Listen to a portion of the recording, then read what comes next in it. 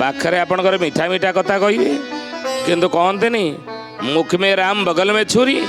मुहरे राम नाम किंतु पकेट छुरी बसी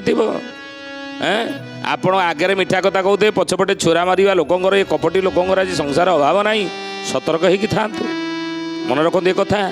तेणु कपटी मित्र अपेक्षा हे ज्ञानी गुणी मंडली महापुरुष मान लिखिए विश्वासघाती कपटी मित्र अपेक्षा शत्रु वरंग शेष कर यदि किए गोटे शत्रु अच्छी ताकू वरंग आपण ता सहित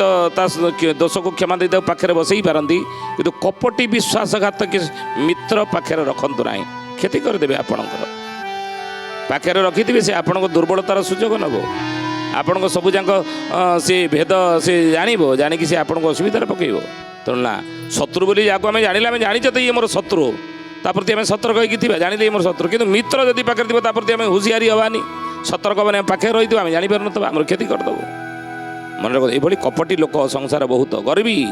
गर्व जार बहुत अच्छी मु सब जानी मुझे जहाँ जानी किए जाना मो ठार कहीं बड़ ना मुझे कहि से हम